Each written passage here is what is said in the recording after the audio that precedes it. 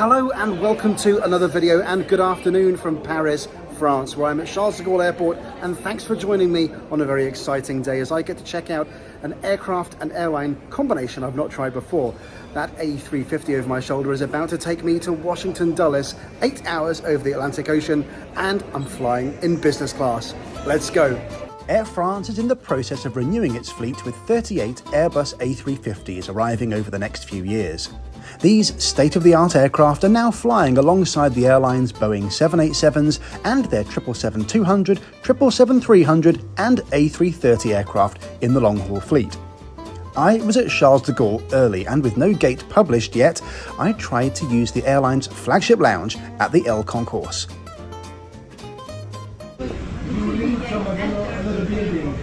Well, that's one way of finding out where you need to be when the screens don't tell you. Air France limits lounge use to passengers departing from the correct concourse, which seems fair enough to prevent crowding. Charles de Gaulle is a total nightmare to connect through, as you can tell here.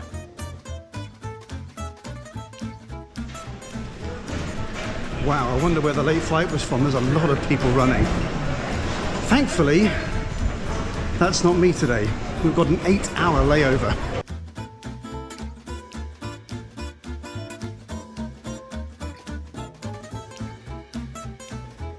The lounge at the M gates is older, but still holds its own. It's big, and there are several different areas with different vibes.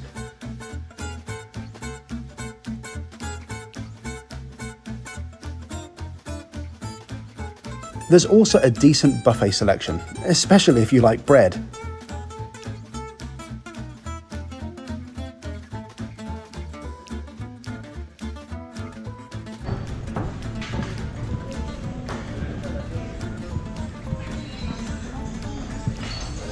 One of the things I've always found kind of cute about Air France lounges is that when you pick up the food, the trays that you actually put your plates on are exactly the same as the ones that they use in their short-haul European business class.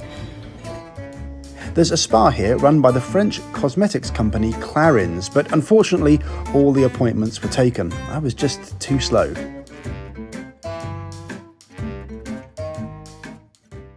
So here we are. Here is the shower suite in the Air France lounge.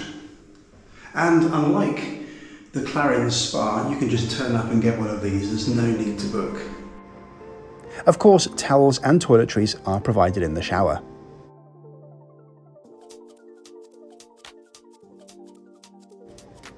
One thing I've noticed in a few lounges is a counter to buy memorabilia.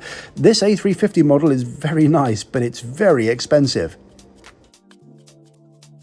So let me fill you in a bit more about today's itinerary, the ticket that I bought, and what we've got to look forward to as a result. Well, I've actually bought this as a round-trip ticket from Budapest to the United States. Outward, I've already travelled Budapest to Paris. That was 775 miles and took just over 2 hours. Landed here in France, got a layover of about 8.5 hours, which is quite something. And I'm going to be leaving for Washington, D.C. at 16:30 local time on a beautiful A350-900 Airbus. Now, that is 3,851 miles, and I think it should take us about 8 hours of flying time to get there. Now, on the return leg of the trip, I'll be flying Delta One on the A330-900 Neo in their beautiful Delta One suites. Spoiler alert, I already released that video. Go check out what I thought of Delta One using the card in the top right corner or the link in the description. The entire thing cost me €1,301, and that was booked about 6 months in advance using a travel voucher that I'd accumulated through COVID. So I'm really looking forward to it. Can't wait to get on board. We're going to head to the gate.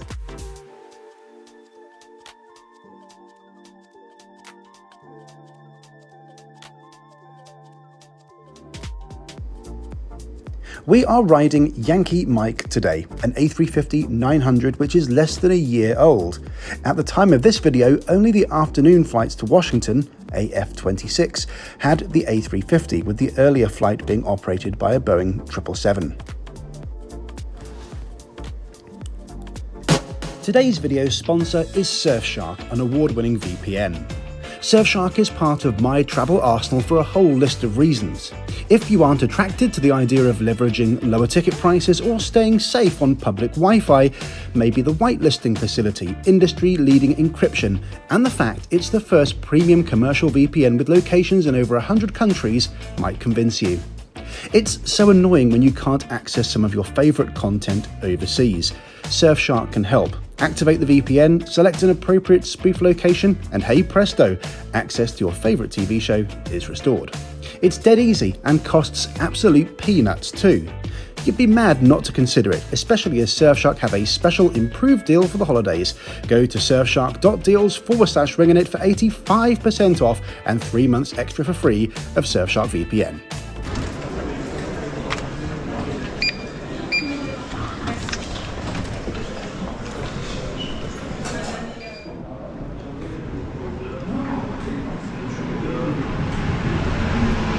Well, here we go. We're off on the A350. Can't wait to get to Washington. Can't wait to get on board and check out this fairly new product from Air France. Merci bien. Bonjour monsieur. Bonjour, hello. Hello, welcome. This one is down. Welcome business cabin. Yes. Cross and right, please. Lovely, And thank you. flight. Thanks. This is Air France's business class on the A350 in a 1-2-1 configuration. Note the middle seats are alternately paired and separated, worth taking a note of that if you're a couple. Odd rows have window seats which are closer to the aisle, which are a bit less private but still very nice. I'm in 8L near the back, a true window seat flush against the window, and in my view, the best type of seat available for a solo traveller.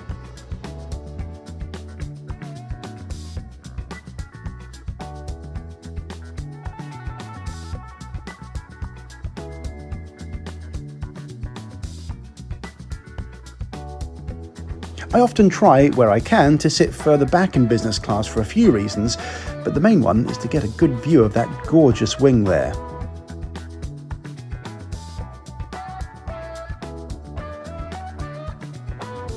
At my seat are a nice big pillow and a coat hanger. We'll talk about the seat after takeoff, but I was glad to see a proper cupboard which allows you to store plenty of stuff safely, even during takeoff and landing. So safely on board, finally got myself a champagne. It took about 20 minutes to come. I think the cabin crew are dealing with quite a few pre-boards on today's flight, so they've got other priorities than giving me some champagne, but it's here at last. Anyway, thanks for coming with me, and I'm really looking forward to the 8 hours or so across the Atlantic. AirTag check, bags on board. Let's go to Washington.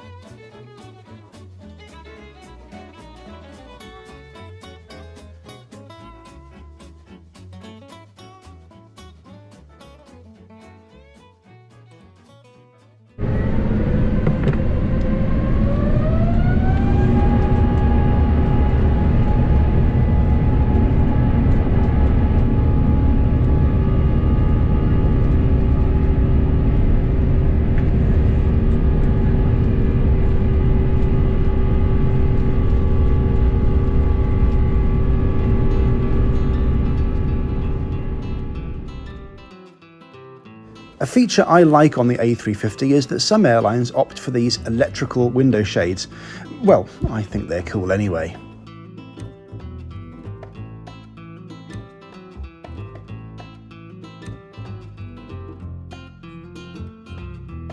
However, the garish French mood lighting can't disguise the fact that white seats are still a bad idea. Not even a year old, and look at all these scratches.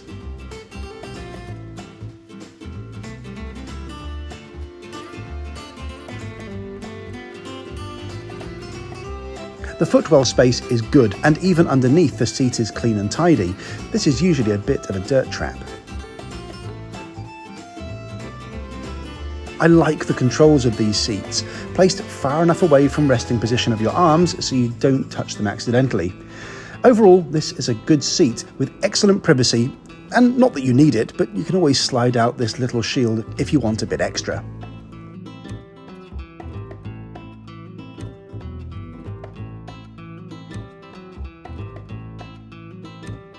I mentioned the cupboard earlier, but there are a couple of other places to store things, although that little shelf under the ottoman doesn't look like it's made for my size 10s.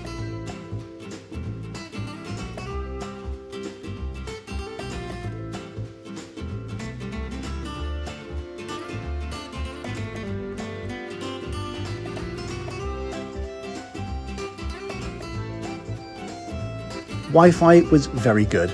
Chatting on WhatsApp and the like is free, then there's a surfing option for €18, which I took. €30 to stream is a bit much, and the option I took worked well enough to send tweets, and to tell you reliably that this is a Ryanair 737 descending into Dublin from Turin.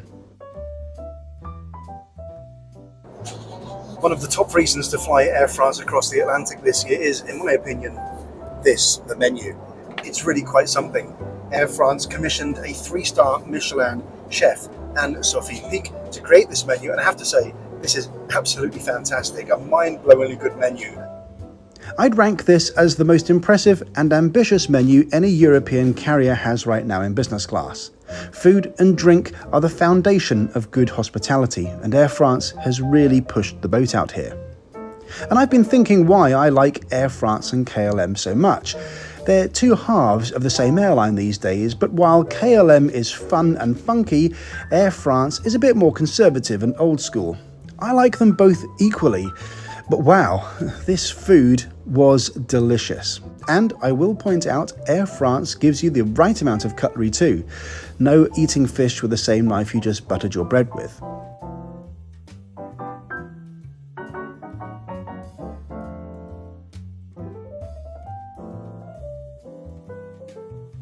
Talking of fish, I went for the pollock.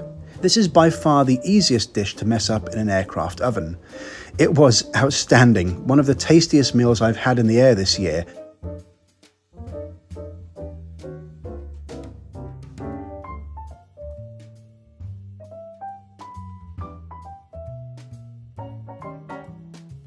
I couldn't make up my mind whether to have the cakes or the ice creams for dessert, so I told the crew to just surprise me, and she gave me both.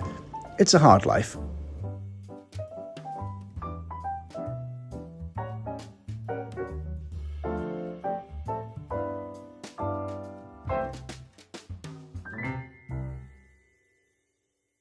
Oh, and I ordered something you can't find on any other airline. One of the things I always try and do whenever I fly a foreign airline is try something indigenous to that country that I've never come across before, and today we're going to try some of this. This magic green drink is chartreuse, and I know almost nothing about it other than it's distilled by 2 monks that know the secret recipe. So here we go. Wow, that is a distinctive flavour. That is one of the strongest smelling drinks I think I've ever come across. Kind of spicy and sweet.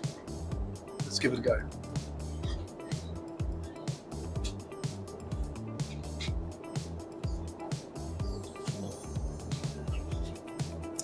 Wow,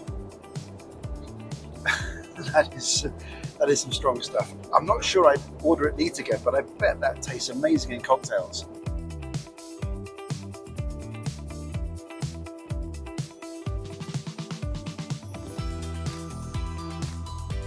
The amenity kit is attractive and comes with this cute little Air France Pegasus button.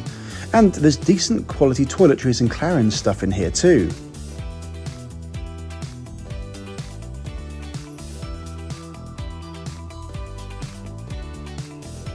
The headphones actually cancelled most of the noise, although I still think you're always better off bringing your own set if you have a decent pair. There's loads of content on the IFE, hundreds of movies, and even a documentary about goalkeeping of all things.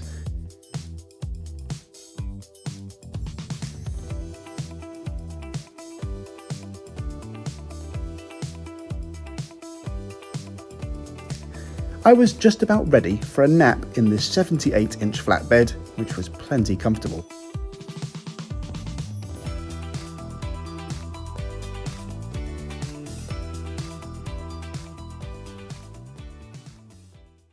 So, with the mood lights having gone back on for mealtime, it's time for that tricky second meal service to the US. A lot of European airlines just don't get this right, and we'll see how good Air France's offer is. Again, very good food, tasty and fresh and nothing too heavy, perfect for a pre-landing meal.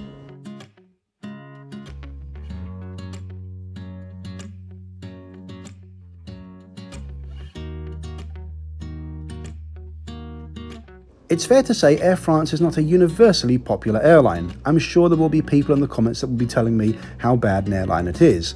But in my view, I found the service standards to be very high on this trip, with immaculate bathrooms to boot.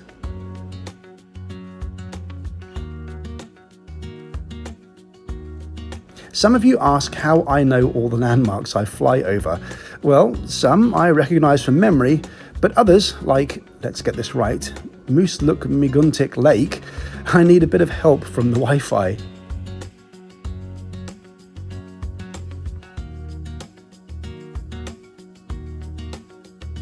After a very smooth flight, it was down into the clouds and towards the capital of the USA, Washington.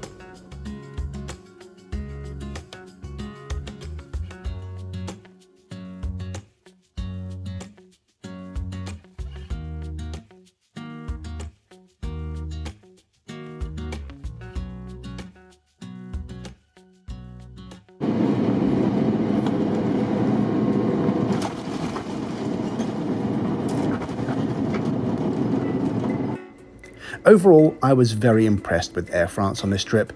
There were no big service failings at all, and I love this seat they have in the A350. Closer to the window than the reverse herringbone seats, and still very private and classy. I love visiting the US, and Washington proved a good arrival point with no queues whatsoever at CBP's border control. This is how transatlantic flying should be, and Air France will probably get more of my flying in the future as a result. Thanks as always to Surfshark. Don't forget to go to surfshark.deals/wingingit for a special Black Friday deal of 85% off and 3 extra months for free of Surfshark VPN. Bye for now.